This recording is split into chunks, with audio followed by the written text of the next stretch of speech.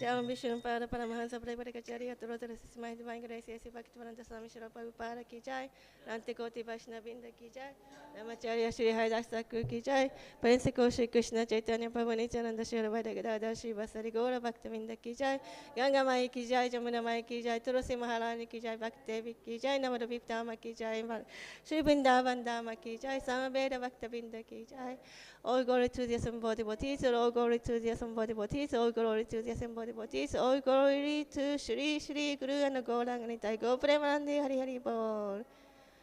Om Namo Bhagavate Vasudevaya. Om Namo Bhagavate Vasudevaya. Om Namo Bhagavate Vasudevaya. Today we are reading from Srimad Bhagavatam, Canto 2, Chapter 5, The Course of All Courses, Text 24. Is it dark? If the light is on, it will be easy. Light. I need a light, because I can't see. Oh, thank you. After video, I got the light. Thank you. Thank you very much. So, text 24. Sahaṅkāra iti prokto. Vikurvan samabhūt tridhā. Vaikārikas taijasaś. Tāmasaś ceti yad-bhidā. Dravya-śaktiḥ, kriyā-śaktir. jñāna-śaktiḥ prabho. haṅkāra iti prokto. vikurvan samabhūt tridhā. vaikārikas taijasaś. tāmasaś ceti yad-bhidā.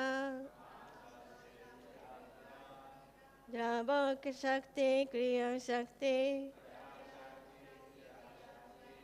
jñāna-śaktiḥ prabho. Please try.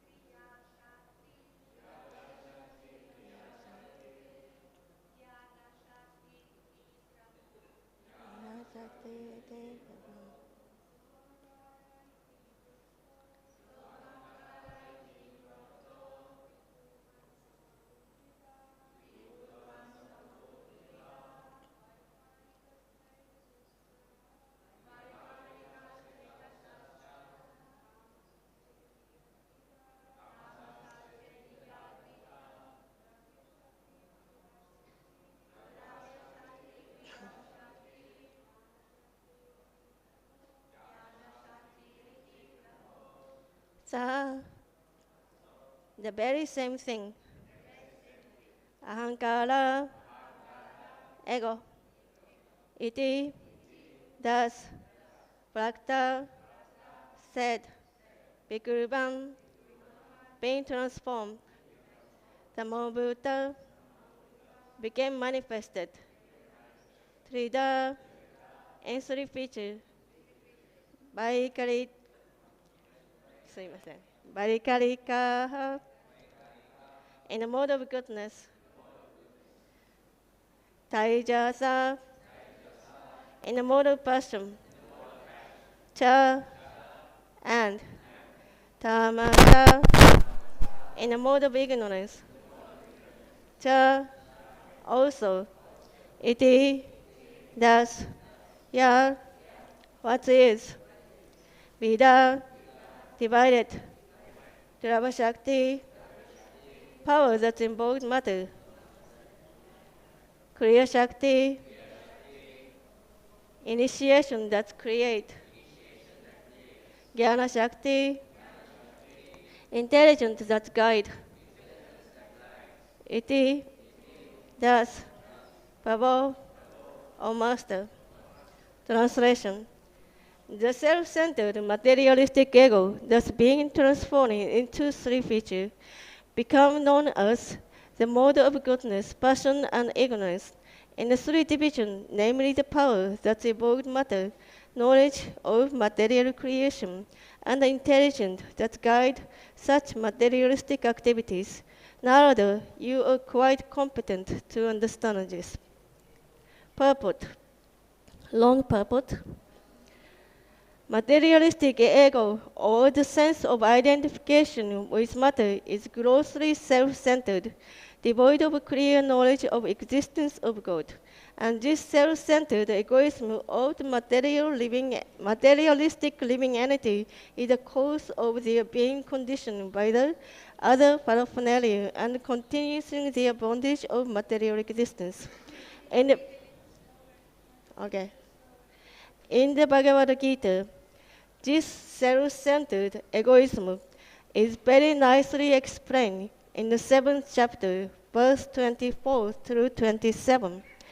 The self-centered impersonalist, without a clear conception of the personality of Godhead, concludes in his own way that the personality of Godhead take material shape from his original impersonal spiritual existence for a particular mission. And this misleading conception of the Supreme Lord by the self-centered impersonalist continue, even though he is seen to be very interested in Vedic literature, such as Brahma Sutra and other highly intellectual sources of knowledge. This ignorance of the personal feature of the Lord is due simply to ignorance or mixture of different modes. The impersonalist thus cannot conceive of the Lord's eternal spiritual form of eternal knowledge, breath, and existence.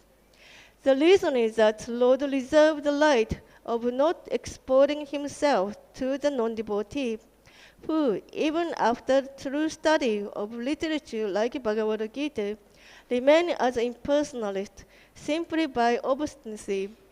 This obstinacy is due to the action of Yoga Maya, a personal energy of the Lord that acts like a decamped by covering the vision of an obstinate impersonalist. Such a bewildered human being is described as mudha, or grossly ignorant, because he is unable to understand the transcendental form of the Lord as being unborn and unchangeable. If the Lord take a form or material shape from his original impersonal feature, then it means that he is born and changeable from impersonal to personal. But he is not changeable, nor does he ever take a new birth like a conditioned soul. The conditioned soul may take a form birth after birth due to his conditioned existence in matter, but the self-centered impersonalist by their gross ignorance, accept the Lord as one of them because of self-centered egoism, even after so-called advancement of knowledge in Vedanta. The Lord, being situated in the heart of every individual living entity, know very well the tendency of such conditioned soul in terms of past, present, and future. But the bewildered conditioned soul hardly can know him in his eternal form. By the will of the Lord, therefore, the impersonalist, even after knowing the Brahma Paramatma feature of the Lord, remain in ignorance of his eternal personal feature as ever existent, Narayan, transcendental to all material creation. The cause of such gross ignorance is constant engagement by the materialistic mind in a matter of artificially increasing material demand. To realize the Supreme Personality of Godhead, one has to purify the materialistic senses by devotional service. The mode of goodness, or the Brahminical culture, recommended in the Vedic literature, is helpful to such spiritual realization, and thus jñāna-śaktiḥ state of the conditioned soul is comparatively better than the other two stages, namely dravya-śaktiḥ and kriyā-śaktir. The whole material civilization is manifested by a huge accumulation of material, or in other words, raw material, for industrial purpose and industrial enterprise, kriyā-śaktir, are all due to a gross ignorance of spiritual life. In order to rectify this great anomaly of materialistic civilization, based on the principle of dravya-śaktiḥ and kriyā-śaktir, one has to adopt the process of devotional service of the Lord by adopting of the principle of karma yoga mentioned in Bhagavad Gita 9:27 as follows. Yad-karosi, yad-rasanosi, yad-juhosi, dadasya, yad-tapasa sekanteya, tad-kurusva mada arpanam. O son of Kunti, all that you do, all that you eat, all that you offer and give away, as well as all austerities that you may perform, should be done as an offering unto me. Om Jnana-timirandhasya jnana-śaktiḥ chakshum militanyena tasmai Shri Gurave Namaha. Before I start the Bhagavatam class, and I offer my most respectful obeisance to His Holiness Katamakarna Maharaj, who had departed yesterday to return to his Goloka Vrindavan, where Krishna resides. He is very dear to Krishna, he is very dear to Srila Prabhupada, and he is very dear to all the devotees. Specifically for Mayapur, I can only speak about Mayapur because I'm only here. So he was in Mayapur when I came, 1988. He was here from 1984. He was living in, you know where the brahmachari, Samadhi brahmachari is staying, near big kitchen? Samadhi, next to Samadhi, there is a big kitchen. Next to big kitchen, there is an orange house. There, Katamakarna Maharaj was staying there as a householder with Ishani Mataji. She was ex-wife. He was overseeing the construction of Samadhi.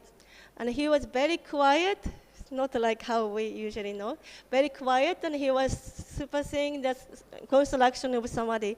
And sometimes he gave the class, and he gave such a wonderful class. And I was thinking, he gives such a wonderful class, why he doesn't become more like a front, not like just construction, but the leaders and giving class.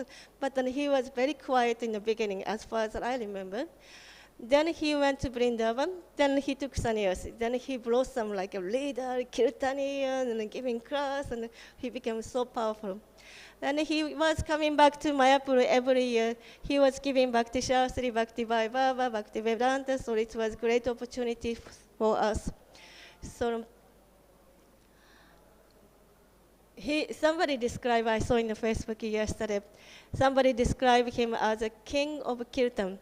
He is very famous for the kirtan. Every year during Bhakti Shastri, he takes a group of devotees to Mangaji as a parikram. So there was one boat for the Mataji, one boat for Pitaji. So you know the Mangachi, where we go from here to Mangachi, there is a Ganga there, we are in a boat. And then there is a small pathway. The river was very narrow. Then we saw the Mataji were looking, and Prabhuji's boat was shaking like anything. I was like, oh my God, this boat, maybe it's going to sink. What's happened? Something like an engine is broke or something. And then we looked carefully. It wasn't because of the engine. It was because Katambakarana Maharaj dancing so badly, so it was shaking like anything. He was not only dancing, but jumping. And then he was dancing with Pankajam Prabhu.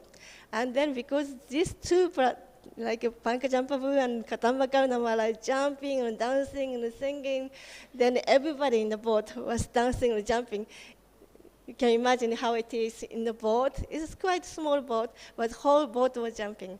And then after that, I asked Pankajam Prabhu, you're dancing so much.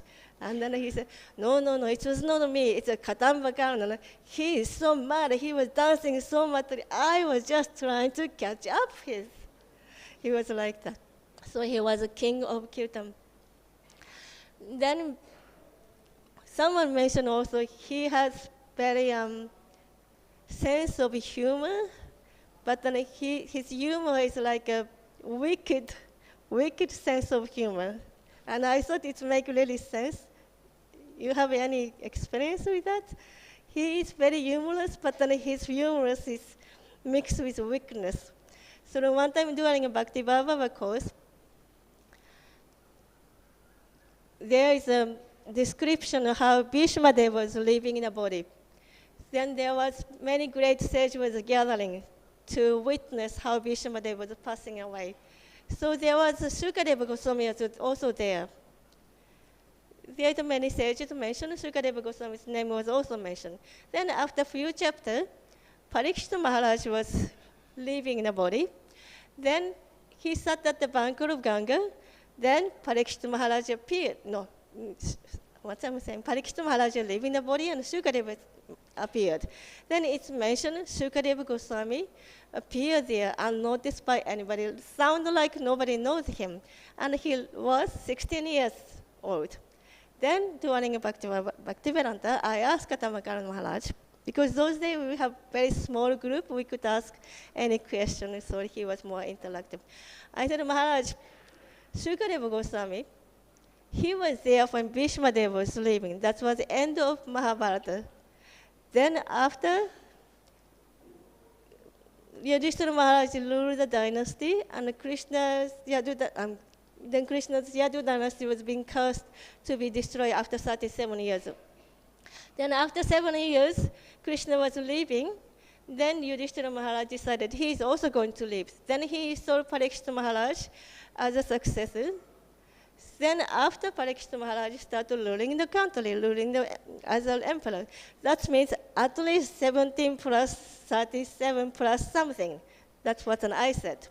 Then Katambakarana Maharaj, that's why I can't deal with this Japanese mentality. Japanese always have to have all the pieces of puzzle in the exact spot. It was exactly how I was, and I thought it was supposed to be like that. But then he was that wicked humor. He was speaking like that. Then another person I said, he was describing how Srila Prabhupada, Nirvisesha Sunyabhari Pasyacha Dishatarine. He went to the Western world. He saved the Western country. He is so merciful foreign country of West, and he saved. He was glorifying how Srila Prabhupada was saving the Western world. This question I had for a long time, but then this is the opportunity that I thought that I can ask. I said, Maharaj, you said Srila Prabhupada is so merciful, he saved the Western country, but Japan is not a Western country, so I'm not eligible to receive the mercy of Srila Prabhupada. Then Katambakarana Maharaj again laughed sarcastically. He said, Japan is not a Western country? I said, no, because Japan is Eastern country. He said, I will see Japan is farthest Western, lowest of lowest it's not just the west, but if we, because the earth goes this way, then east. But then if we go other way, the west, and then far west is Japan. So you don't worry, you are most foreign country, from the most foreign country, and you are most eligible to receive the mercy of Srila Prabhupada. And I feel so blissfully happy. And I say, Jai Prabhupada. Then like that, many things happened, and then he went to Vrindavan. Then he was preparing for the last stage. He wrote a letter to all the disciples and others, and then he went to America and England, and I think. Then he organized whatever the project he was taking care, so that after his departure, all the project he started will be taken care. And he met the disciples, and then whoever nearby, where he's visiting, he invited them to come to see him. This could be the last time he will see them. Then he said that he will stay in Vrindavan remaining days. And even while in Vrindavan, he used to have an online, so that we could see him, how he is doing, and he could give class, and he used to have a speech. Sometimes he has question and answer with devotees, and Jayabheta Maharaj was also present. It was so wonderful. Then he stopped eating, and then he departed. By the mercy of Srila Prabhupada, he said, Ashwabandha. Ashwabandha is mentioned in Nectar of Devotion. Hope against hope. I have no hope, but because Srila Prabhupada is so merciful, because Srila Prabhupada promised, chant 16 rounds, follow the 4 regulated principles, perform devotional service, then we will go back to Godhead. So hope against hope, Ashwabandha. I have hope. I will go back to Godhead.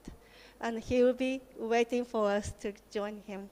Hare Krishna, Krishna Krishna, Hare Hare, Hare Rama, Rama Rama, Hare Hare. His Holiness Kadamba Kauna Maharaj Ki Jai, going back to Godhead Ki Jai. So we are going to start Srimad Bhagavatam. First, I will do the overview of this chapter. Then I will focus today's text. Then we will discuss a little bit how we can relate this part of Srimad Bhagavatam, take into our life, and in relation to Srila Prabhupada's Mudana mission. So the overview, this chapter is entitled as Course of All Courses. Atra sarga visargasya stanam posana uttanam. Manvantare sanakata nirodha mukti astraya. In Srimad Bhagavatam, there is a 10th topic of narration. Sarga and visarga, that means creation by the Lord and creation, sub-creation by Lord Brahma. And then planetary system. Planetary system means Panu Maharaj described as geography, how the planet is situated. Then posana, protection by the Lord, like Ajamira's story, Gajendra's story was there. Then creative impetus, then change of manu, then nirodha, destruction of universe, then mukti, liberation, then ashraya, the lotus face of the Lord, that is Krishna book, the Krishna's Supreme Personality of Godhead, Krishna's pastime in Vrindavan, and then other places. So this part of the Bhagavatam, second canto, is mentioned different things, but then mainly creation by the Lord. So in this chapter, in the beginning, Nārada Muni asked Brahma, my dear father, I thought you were so great. You are the supreme controller. You are the creator of the universe. But then I see that you are meditating on someone. You are doing austerity. That's bringing me to think. There must be some higher being than you. Then Brahma said, yes, what you said is true. Then in the purport, the Prabhupada described why Nārada Muni asked this question. This is intelligent question. Of course, Brahma is known to be supreme controller within the universe, and Nārada Muni, being the son of Brahma, naturally think he is the supreme. Usually the child thinks, my father is greatest, like that. So he thought he is a supreme controller. But at the same time, he observed how Brahma was performing austerities and meditating on someone higher. But same time, Nārada Muni is a liberated soul, so he already knows the Supreme Personality of Godhead, the creator of the whole universe. and Lord Brahma is sub-creator. Then why he asked this question? Then Prabhupada answered, same reason as Arjuna asked the question to Krishna, Kalpanya dosa pahatasvabhava. I don't understand what I should do. Please instruct me. What I'm supposed to do? I don't want to kill Drona and Bhishma. But then I have to kill, but then I don't want to kill. He was so bewildered. But why? So that Bhagavad Gita was spoken. So Nārada Muni also, he is a Brahma's son. He is a last of mental son who is empowered with devotion. So he has already pure devotion for Krishna. But then he asked this question so that by the answer of Lord Brahma, whole world will know how great is Lord Krishna, who originally create, manifest. Sajami, the Sanskrit word sajami is used. That means manifest. Then Lord Brahma sub-created the universe. So that was for our benefit. Then hearing that question, Brahma started answer. First he said, I'm not sure I want to go too much detail. I don't know if you like the topic about creation. Some people like, someone doesn't like, so I don't know how much I should go into the detail. If you're boring, you can have the nap. Bhaktacharya Maharaj said the Kumbhakarna took the Ravana's brother, yeah? He took shelter in Srimad Bhagavatam in ISKCON during Srimad Bhagavatam class. So if boring, you may have the early nap.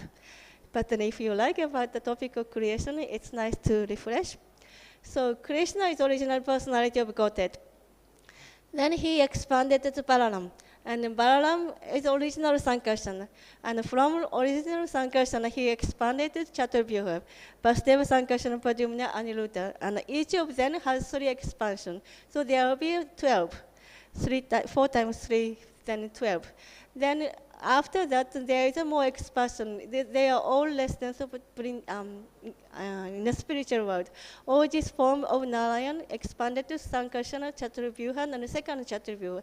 So expanded in the Vaikuntha. Then the original Sankarsana expanded and incarnate as Purusha Avatara. Avatara means one who descends. So originally they are in the spiritual world. Sankarsana is in the spiritual world, but he descends to the material creation. So the purpose of material creation, he took the form of 3 incarnations. First one is Mahavishnu, and second one is Garbhodakshaya Vishnu, and the third one is Kshirodakshaya Vishnu. So the first expansion of this Purusha Avatara, Mahavishnu, known as Karanodakshaya Vishnu, the same person, he granted Mahatattva, and because of granting Mahatattva got agitated, and then different material elements. Example, Panchamahabhutas and different senses, Karma Indriya, Jnana Indriya, and demigod created. Then the universe was already there, but then all the matter was there lying down without consciousness. So it was there like a golden egg. The universe is described as a golden egg. It was there for many thousand years. Then Vishnu entered as Garbhodakshaya Vishnu, known as Hiranyagarbha, also known as Virata-rupa. That is Garbhodakshaya Vishnu. Entered into the universe, then all the planetary system was there. He was lying down on the Garbhoda ocean, and the lotus float, and then 14 planetary system in the steam, and then on the top of lotus, Brahma was born. And then Brahma started, which was already created by the Lord. Then all planet was created, and then the last one, Kshirodakshaya Vishnu, was entering into the planetary system, in the planet. Sorry, I got some problem.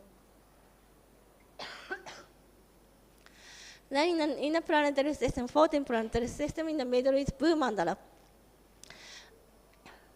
Thank you. So kind of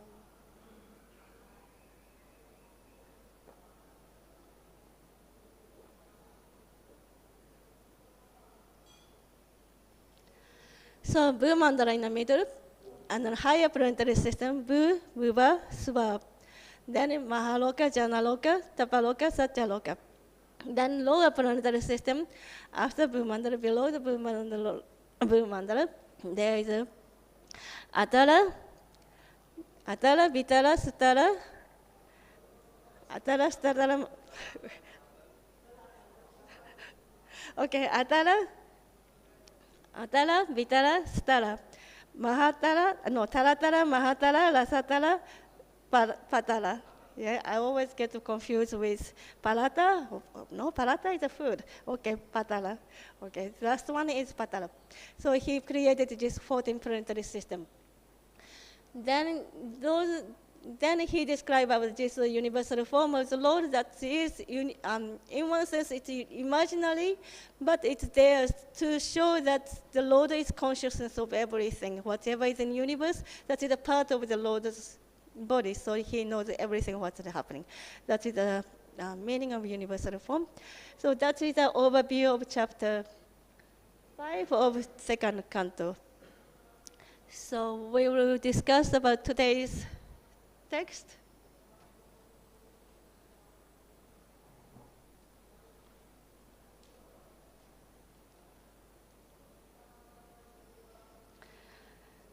And today's text, it said Lord Brahma is speaking. Self-centered materialistic ego, thus being transformed into three features, become known as mode of goodness, passion, and ignorance in three divisions. Slowly. It's good for my throat also to speak slowly. So, and he said something so complicated I didn't understand, but then he said slowly, Nārada, you are quite competent to understand this. When I read this, Nārada is quite competent to understand this, but I didn't understand. So I tried to understand. So I read it again and again and again and again. And whatever Prabhupada mentioned in the purport and the related topic, I put together and try to understand. So whatever I understood, I try to share. Whatever I don't understand, you may ask a question. I may not be able to answer, but then this is how it is. So, the self-centered materialistic egoism, that is ahaṅkāraḥ. The cause of creation is because of Sankarsana, then Mahavishnu, Garbhodakshaya Vishnu, Ksharodakshaya Vishnu. But they are doing for us. The cause is actually the living entity. Like Bhagavad Gita, the cause of suffering. Who is the cause of suffering? Is that material nature? No. Is that because Supreme Lord? No. The cause of suffering, the living entity. Living entity does something, you did something, you get suffered. So the cause of suffering is the living entity. So the cause of creation, it could be material nature, but could be the Supreme Lord, but could be the living entity. So here Brahma says self-centered materialistic ego. So that is the cause of material creation. Because the living entity in the spiritual world, they are happy serving Krishna over there. Krishna is the center. But because Krishna having nice time, but then I also want to be the center. I want to be the center of enjoyment. I want to be the enjoyer. I want to be the controller. That is the first principle of ahaṅkāraḥ. Because of that ahaṅkāraḥ, Krishna has to create whatever is there in the reflected way into another place. That is the material world. So the Sankarsana is there. Sankarsana is the presiding deity of ahaṅkāraḥ. And Lord Shiva worships Sankarsana as his Ishtadeva. And then Lord Shiva is, how is it called? Lord Shiva is Lord of the ahaṅkāraḥ. So how it goes is, because my throat is getting hot, and I'm going to ask a question. Okay, the first question. Where is Mahavishnu lying down? Coastal ocean? Any other? Mahatattva? More? Two more. Vraja River? And Brahmajyoti. These four are mentioned in Bhagavatam.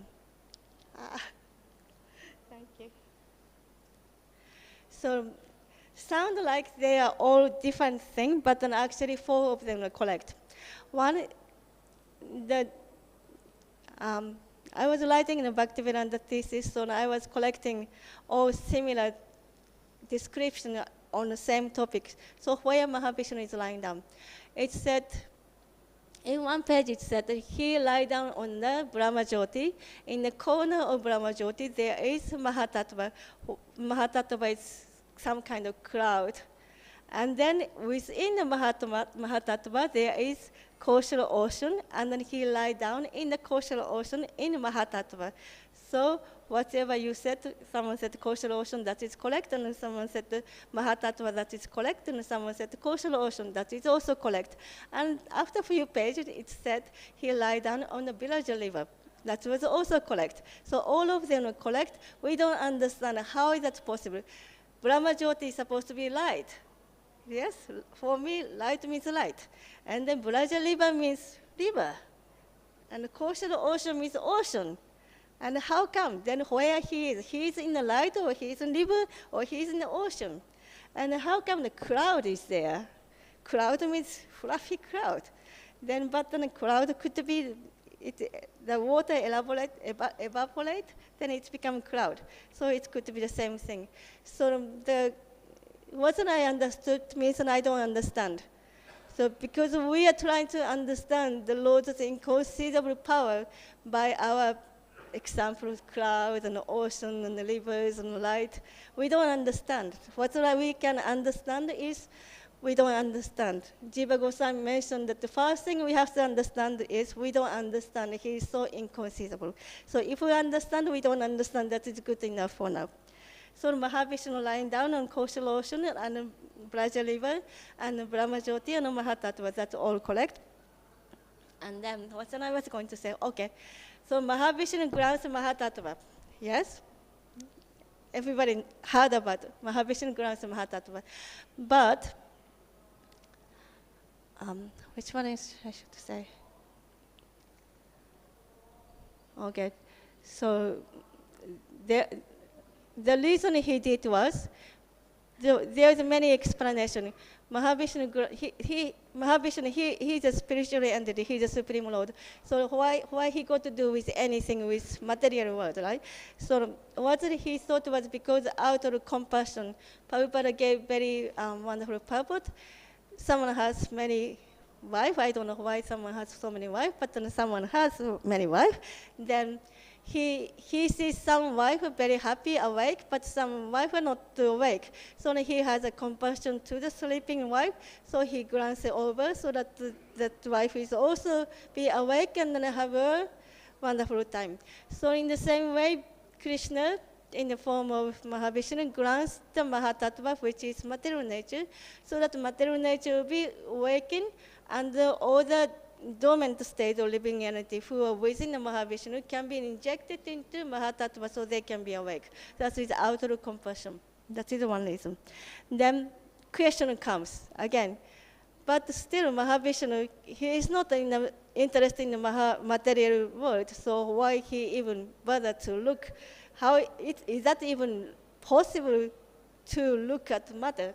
So the explanation comes. This is really complicated. So the Mahavishnu is coming from Sankarsana. He is presiding deity of ahaṅkāra.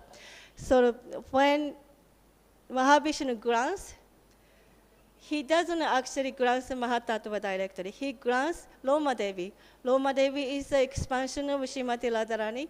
Whenever Krishna changed the form, Krishna and Radha, Radha and Krishna, then he goes to Dwarka, then Radharani has her form suitable to Krishna in Dwarka, and then when Krishna takes the form of Narayan, then she takes the form of Lakshmi. So in Mahavishnu the concert, Mahavishnu then Loma Devi. It's the same personality, but then she takes the form suitable to this particular form of the Lord. So Mahavishnu grants it over Loma Devi. He didn't grant over Mahatattva directly. So he grants Loma Devi, but then there is a necessity of creation. Then Lord Shiva, he is a servitor of Sankarsana. Lord Shiva considered himself a servant of Sankarsana. He worshipped Sankarsana. Then he saw the act of the Lord of creation. So he take the grounds, the grounds of Mahavishnu. He take that for himself. I mean, he carried that grounds. So that's okay.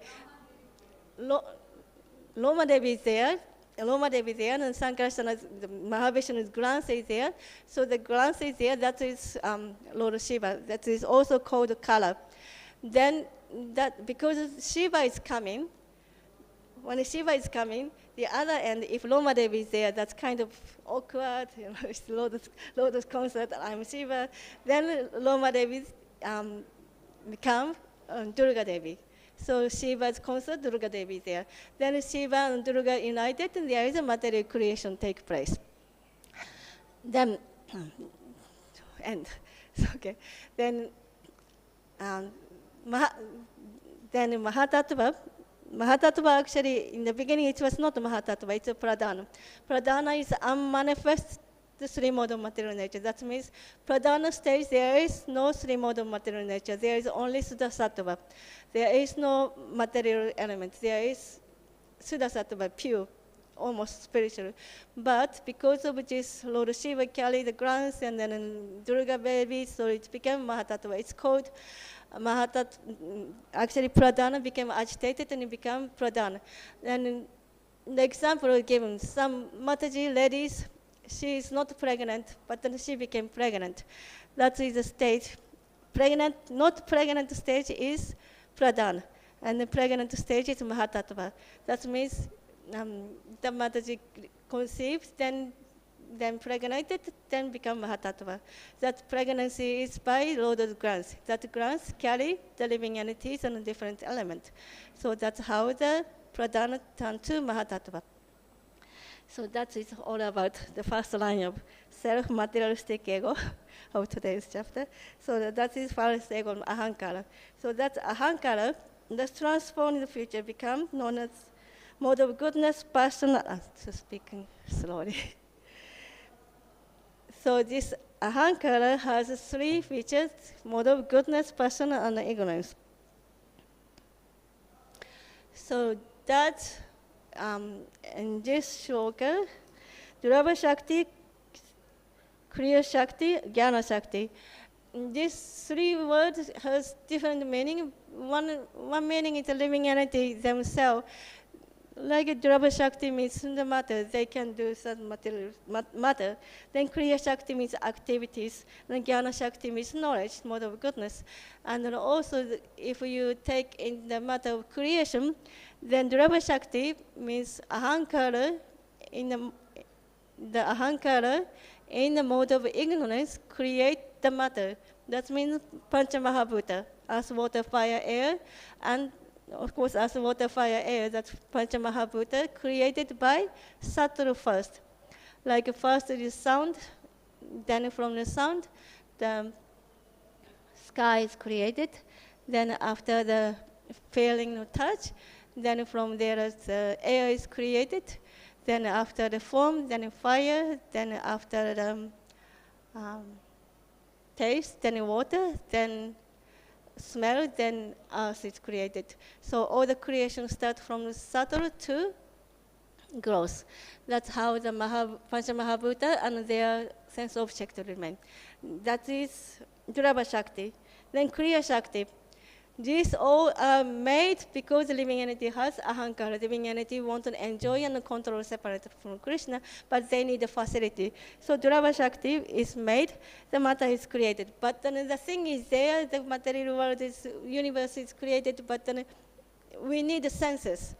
So that is ahaṅkāra in the mode of passion. That create the senses, karma indriya and jnana indriya. Karma indriya means working senses like a leg and a hand and all that. And jnana indriya means knowledge acquired senses. That means eyes. With eyes you can see, with the ear you can hear, with the nose you can smell. All the jnana indriya, the total is 10, created. Then jñāna-śaktiḥ. Jñāna-śaktiḥ is said here. Jnāna-śaktiḥ, intelligence that guide. That is the word to word. Jnāna-śaktiḥ, that is that which guide. So with the haṅkāra in the mode of goodness, create the demigod and mind, right? So the mind was created in the mode of goodness and demigod, like a sun god and a moon god and all that are created. So the demigod can guide the living entities, because every movement is said without the sanction of demigod, we can't even move an inch. So demigod is created. Also universal management demigod needed. So that is for today's shloka. Then break. Then it's purport, huge purport. The half of the purport, he is talking about materialistic egos, the first line of ahaṅkāraḥ. Prabhupada is talking about chapter 7 of Bhagavad Gita, verse 24 to 27.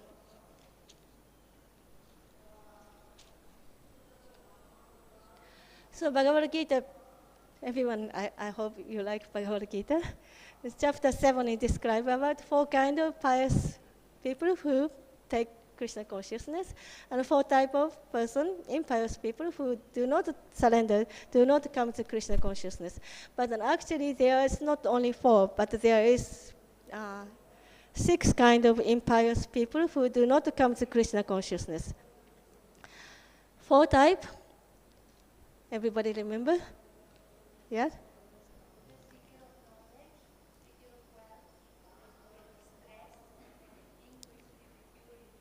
Very good. So that's the 4 kinds of pious people who come to Krishna, come to render devotional service to Krishna. And then there is 4 kinds of impious people who do not come to Krishna consciousness. Anybody remember?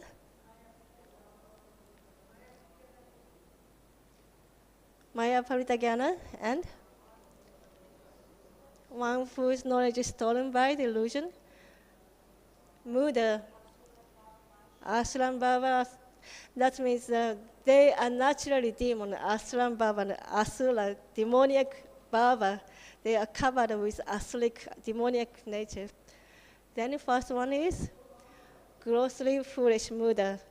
Then another one, Prabhupada said 90%, 99.9% is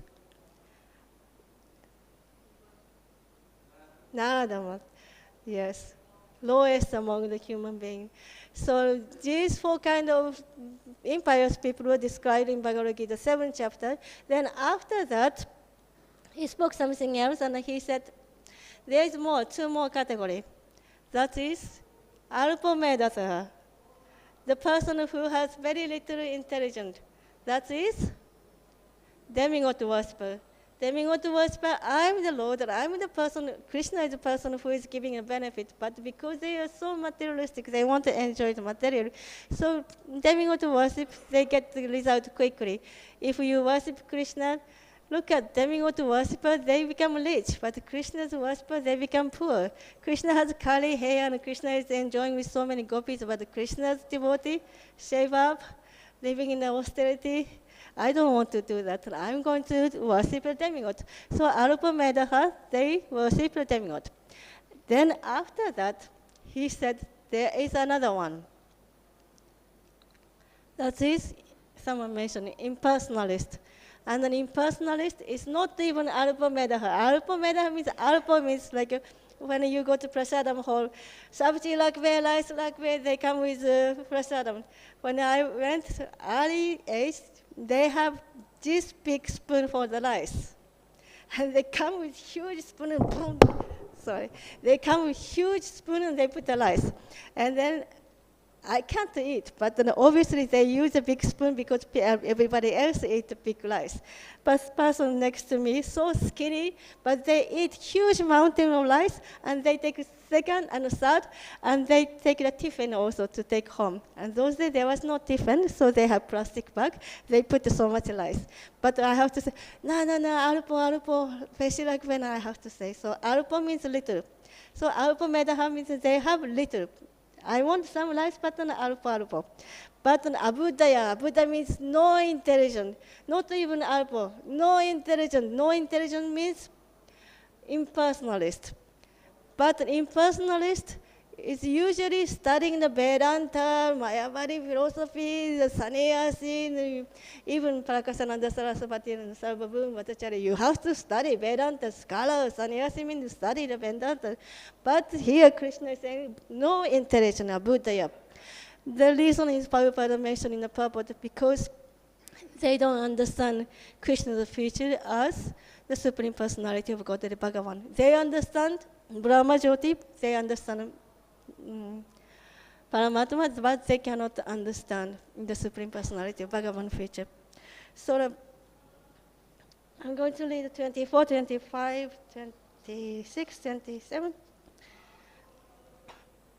Avyaktam bhakti apanam mayate manya buddhaya param bhavan ajananto mayaman anuttaman.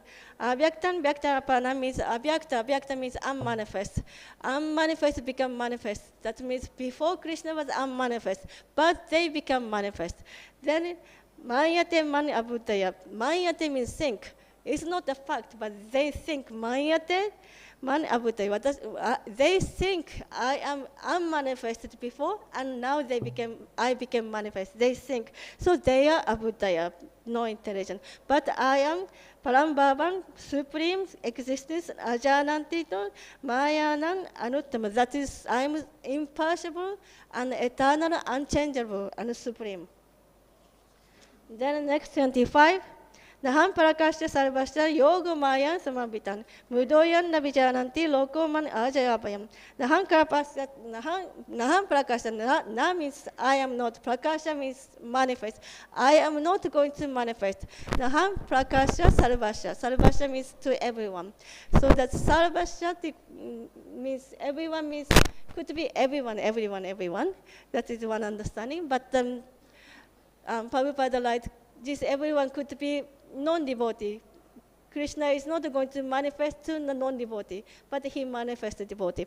And then Vishwanath Chakravarti Thakur and Baladev Vidyabhushan commentary, yes, it is also like that. We can think in that way. But another understanding is because this verse 1 before 20, text 24 was talking about abhudaya, impersonalist.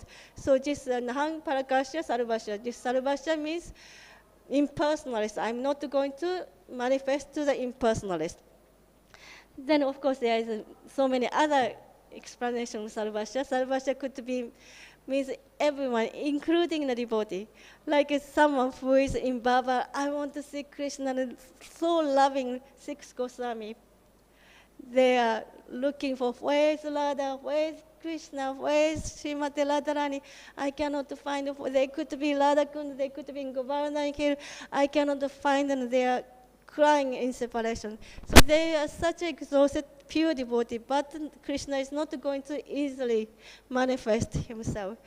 Then another explanation is, when the sun is there, but because Mount Meru is there, other side of Mount Meru, they cannot see the sun. So when Krishna descends, someone is on the planet where Krishna descends, they can see. But when Krishna is another planet, they cannot see. That is another explanation.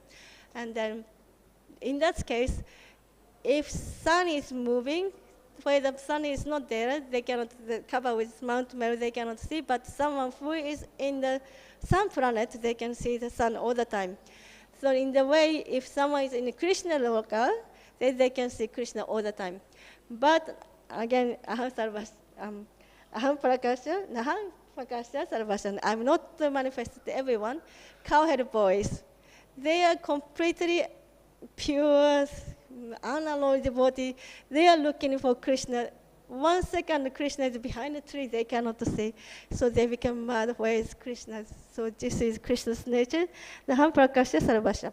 But for this context, he is specifically talking about impersonalist. There is many meanings. Bhagavad Gita has many layers. But for this common understanding, we are talking about, this line is talking about impersonalist. Krishna is not going to manifest himself to the impersonalist. because he is covered with yoga maya. Then the question comes, how come Krishna is covered with yoga maya? Yoga maya samabhūtam. Krishna because there are two energies, yoga maya and mahamaya. So for Krishna's vision, yoga maya and mahamaya are same. So mahamaya is originally Srimati Radharani. Everyone thinks mahamaya is material energy, but actually mahamaya means Srimati Radharani. That is original meaning of mahamaya. That is Srimati Radharani. And for Krishna, mahamaya means Srimati Radharani. He thinks in that way.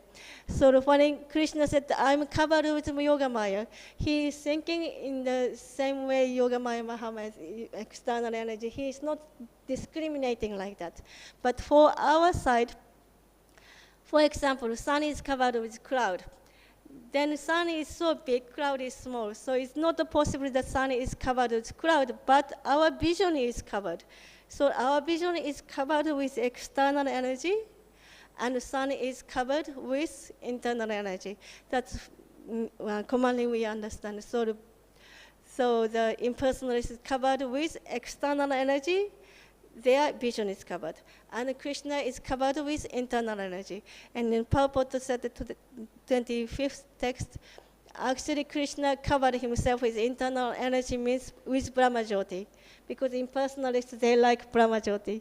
So Ishopanishad mantra said, please remove your Hiranyapatrena, please remove your fortune so that we can see you. But the impersonalists, they don't want to see that. They like Brahma Jyoti. So Krishna is covered with internal potency, yoga maya, that is Brahma Jyoti. Then 26. Vedaha samatitani bhartamanani chachana bhavisyani te bhutani mantu veda nakachana.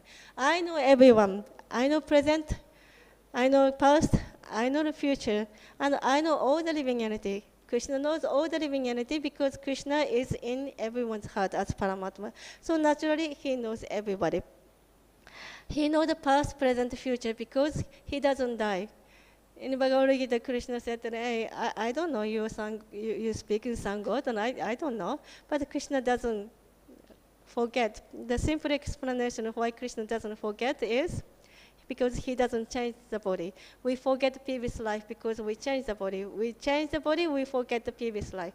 Krishna doesn't forget the previous life because Krishna doesn't change the body. Such a simple explanation. So, Krishna doesn't change the body. Krishna, the body is eternal, unchangeable.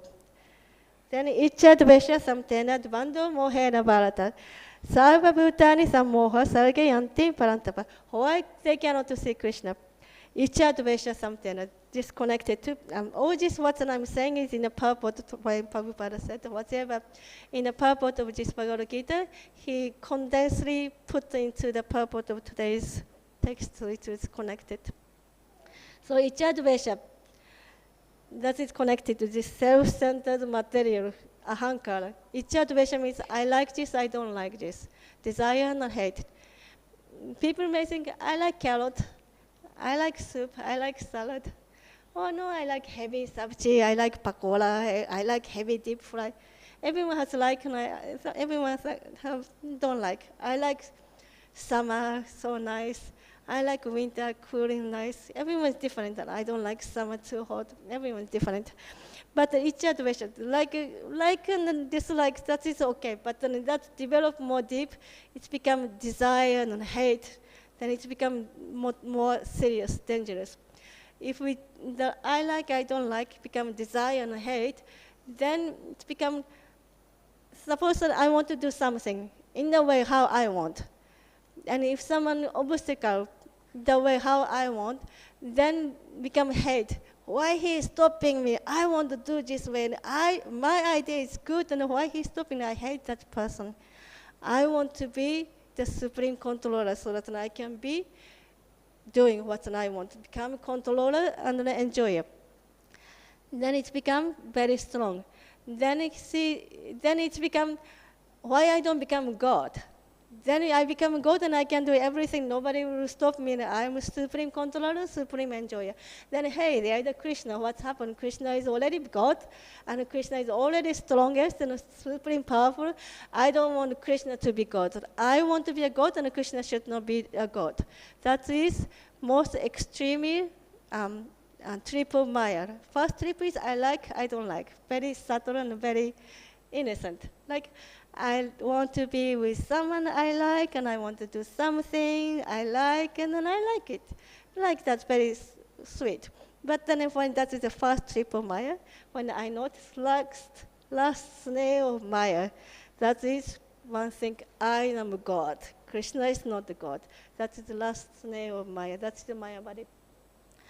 So Kadamakarana Maharaj was explaining about jealousy and envy. The difference with jealousy and envy means jealousy means Krishna has something. That's okay, but I also want that. That's jealousy. But envy means Krishna has something. I want that, and Krishna should not have it. That's envy. So because of this envy, ahaṅkāra start. So that is text 27. So all this Mayavadi's philosophy make ahaṅkāra very strong. Originally, we are coming from that background. That's how the material creation started. So that's the end of today's verse. And at the end, I want to mention a little bit about how this part of Srimad Bhagavatam has anything to do with our life. At the mission of Srila Prabhupada. Prabhupada wanted to emphasize this, the part of creation and planetary system, and he wanted the Vedic planetarism, just not the Radha Krishna temple, but the Vedic planetarism, so that he can present this philosophy to the world. So, because he wanted that, they always talk about TOBP campaign, collect the money, give donation, make some kalpa, you have to give donation and all that. But the more Brahminical inclined devotees, they can think how we can present this philosophy to the people who come. They can't see big building, wow, I went to ISKCON Monday, ko borrow, big Monday, like that. But I don't know what was hanging from the ceiling. I don't know what is there. I saw some movie, but beautiful. I don't understand anything. And they ask a devotee, excuse me, can you explain about this and that? I don't know, Hare Krishna. I'm coming from this country, Bangladesh Arena. But like that is not good enough. We should be able to explain what's displayed in the TOBP, and we should be able to answer all the questions people may ask. Because most of the people could be villager, but it could be because Prabhupada wanted to attract the intellectual person, specifically scientist. So I'm sure you are very intellectually inclined, so you can understand here, Nārada Muni. Nārada, you are be able to understand this topic. Brahma entrusted, and Nārada Muni wanted us to understand. That's why he wanted Brahma to explain. So all the information is there, and Prabhupada wanted to explain, and he wanted display in a TOBP. So our mission is to fulfill the desire of Srila Prabhupada, to explain the way the common people and the atheistic impersonalists, the scientists, they can also may not understand, but then understand that the ISKCON is trying to present the Vedic cosmology. So Hare Krishna, Krishna Krishna, Hare Hare, Hare Rama, Rama Rama, Hare Hare. Nitai Go, Premanandi, Hari Hari Bo, Srila Prabhupada ki jai. Okay, 9 o'clock. I don't know it. I heard that time is 5 minutes different. So those who need to go to Prasadam, you can go. Otherwise, I can take.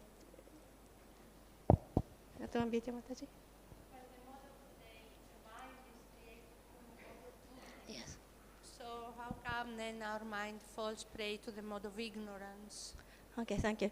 So how the mind is created by a haṅkāra in a mode of goodness. That means mind is originally good. Originally, good means goodness. But because of our contaminated, reflected state, mind will go here and there. But originally, the mind is mode of goodness. So how can we afflict it?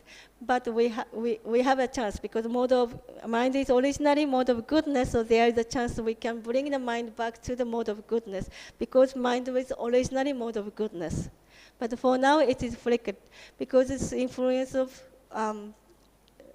another mode, means lower mode, the mode of personal ignorance. But it's not the original nature of the mind. That's okay? Yeah, so you say it is influenced by Yes, the yes. external. Yes. Lower mode, influenced by the lower mode. Yes. But originally, the mind is mode of goodness. So we can bring back to the mode of goodness. That is the original state, how the mind is created.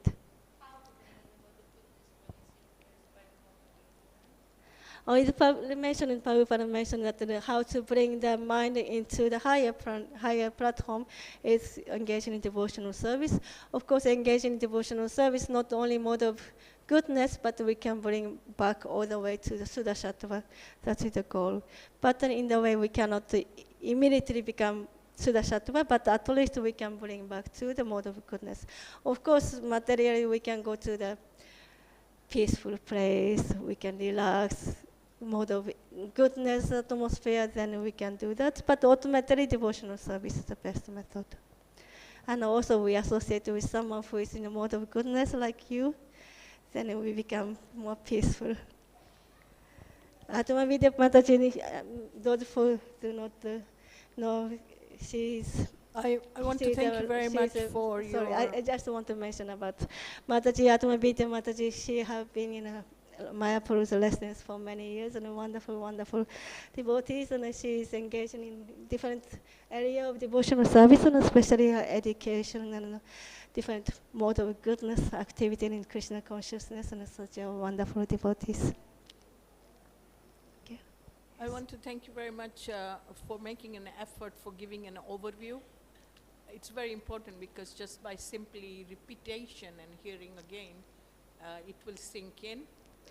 So it's a very good idea of giving an overview of a chapter as well as the Vedic cosmology, and I completely agree with you about learning and understanding the Vedic cosmology. But just for your information, they're also creating a museum which will give more explanation of the chandelier as well. I just wanted to correct a little thing about Shiva. You said Lord Shiva carries the glance, but actually Lord Shiva himself is the glance. He's called samabhūt. So Shiva has many forms. So one of them is Sadasiv, and he's there in the spiritual world. So that's what I just wanted to share, that he is samabhūt, and that samabhūt is the glance which carries the living entities and the time energy. Thank you. Thank you. So the Lord Grants is differently described. Some places describe the Shambhu, some places describe the color, the time. Because time, by your statement, I just remember one point. Thank you very much for your statement. I just remember one more thing about the color. So the grants is sometimes called the color, that means time. Because the time is carried, so the material world, for example, from the sound, then ether comes, and from ether, then this next element will come. Then when one element to another element come, it's always mentioned in due course of time. So in due course of time means there is a energy called color. Because of color was entered, so that the pushing force, color was there. That's how the material creation took place. In the spiritual world, the color is there, the time is there, but the influence of color is not there. But in the material world, the influence of time is there. That means changing force, moving force. Thank you for... Yes. Hare Krishna, Mataji. Thank you for your class. It's wonderful. Now I have a full picture of how the cosmology, the creation. So I have a question. You mentioned Lord Shiva. Could you tell me the difference between Lord Shiva and Sadashiva? Because when you see the pictures of these two, for me, I can see the same. What is the responsibility of these two, Shiva and Sada Shiva? Okay. I think one is in the spiritual world and another is in the material world. Yes, your understanding is correct. So one is in the spiritual world. Sada Shiva is original Shiva, who is spiritual, and the Shiva who entered as son of Brahma when Brahma was going to create, and then he created four Kumara, and the four Kumara said that I don't want to become Grihastha, I want to become Brahmachari. Then Brahma got angry, and then he appeared. Then he take part of within the material world. That is Shiva who stay within the material world. So there is one spiritual Sada Shiva, then the Shiva who take part of material creation is another Shiva. Thank you for that. And what is, I understand what is the responsibility of Shiva here, is in the mode of ignorance, but what is the responsibility of Sada Shiva in the spiritual world? What does he do? Sada Shiva, usually there is a, okay. Usually he is always meditating on the Lord, he is performing a devotional service, and he has nothing to do with material creation. So there is the creation of Maya, then there is a Maheshadam, where Lord Shiva is abode, where Lord Shiva stays, that is not within the material world. Then there is a spiritual world. So Sada Shiva is staying in between material world, which is not part of the spiritual world, and then there is a spiritual world. And then Mahesha Loka, Lord Shiva stays in between. So what he is doing, and he is meditating on Supreme Lord, and he is performing devotional service.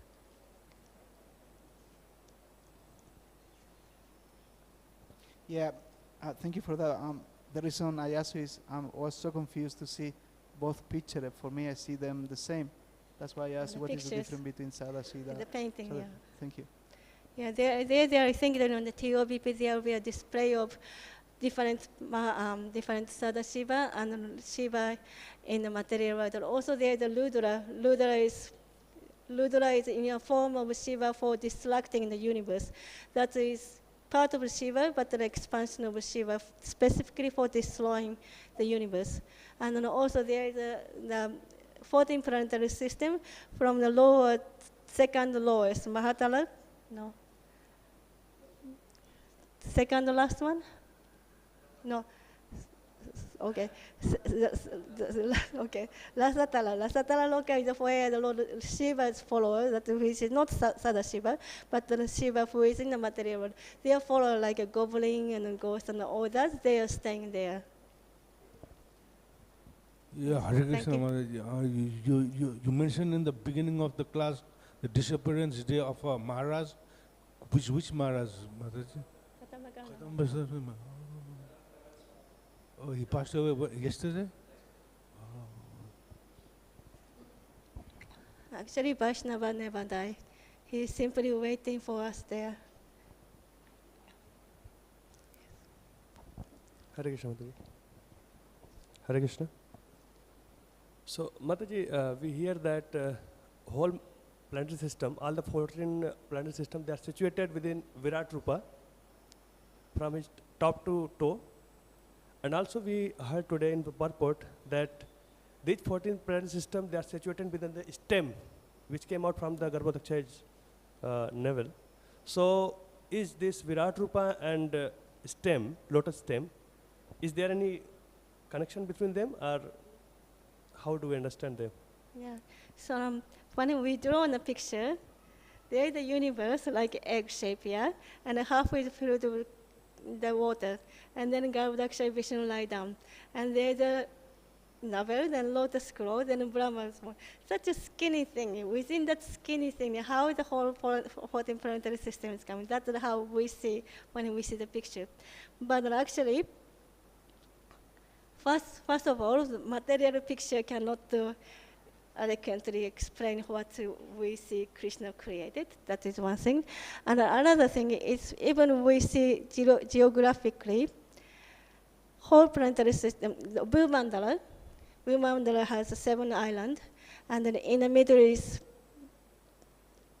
the middle is Jambudvip, and that Jambudvip becomes twice as big and next island, and then there is the same size of water. Water means ocean. Then after there is twice as big and another island.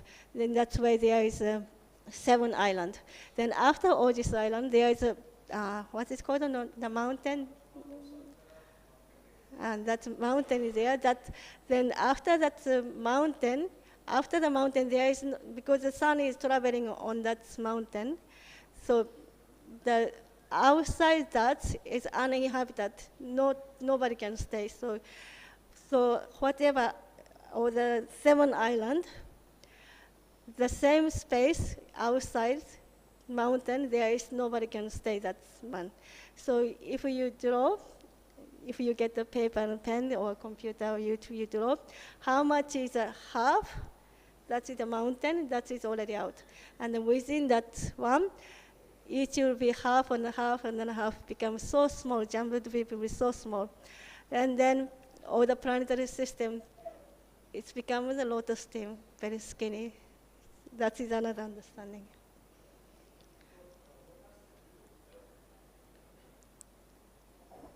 My question was this Virat Rupa and the lotus stem, how they relate with each other, because it is being mentioned that all these 14 planet system, they are situated within Virat Rupa, and also it is being mentioned that they are situated within this lotus stem.